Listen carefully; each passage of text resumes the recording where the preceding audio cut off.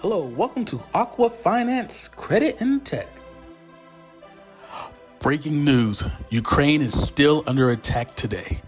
Russian forces launched a full-scale invasion about 24 hours ago. More than 100 Ukrainian soldiers and civilians have been killed. Hundreds more have been wounded. And today, those forces are reportedly closing in on the capital of Kyiv. U.S. and European leaders are punishing Russia with financial sanctions, but that's not slowing the assault. There are reports of fierce fighting across Ukraine, with President Vladimir Zelensky saying the Russians plan to, quote, liquidate him, and for the reports saying that all male citizens aged between 18 and 60 are banned from leaving the country. But today, British intelligence has released the assessment. Quote, it is unlikely that Russia has achieved its planned military objectives. As Russia's full-scale military attack on Ukraine continues today, the president of Ukraine is reporting that at least 137 soldiers and civilians have been killed and hundreds of others have been wounded. The United Nations says at least 100,000 people have fled the capital of Kyiv. A woman pictured here with her family, she's seeking protection from the assault, bomb shelter and disturbing developments today in Russia. Forces have seized the shuttered Chernobyl complex. The White House said they are, quote, credible reports that the staff working at the site of the world's worst nuclear disaster have been taken hostage by Russian troops. We condemned it and we request their release. Earlier, President Joe Biden condemned the Russian invasion and Vladimir Putin. It's the aggressor, chose the war, and now he and his country will bear the consequences.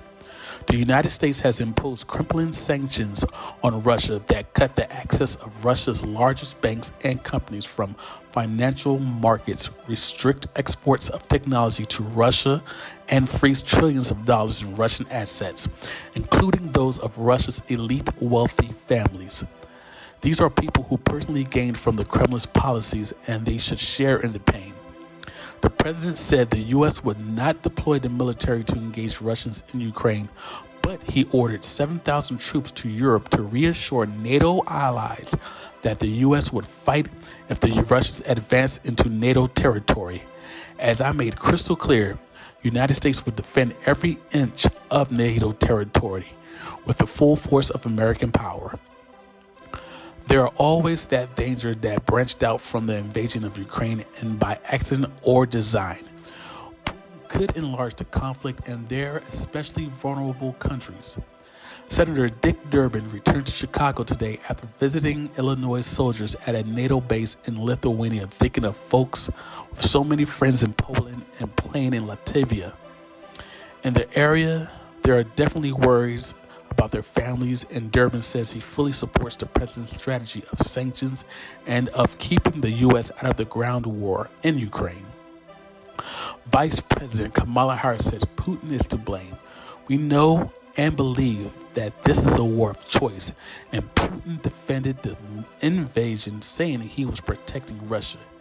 He threatened any entity that would stand in his way with consequences that the world has never seen, which was interpreted by many as a veiled nuclear threat. America stands up to bullies. We stand up for freedom. This is who we are, and today, Ukraine is in our prayers. Please subscribe to the channel, like, share, subscribe. We'll keep you updated on the further news every day until this madness is over. Thank you and have a blessed day.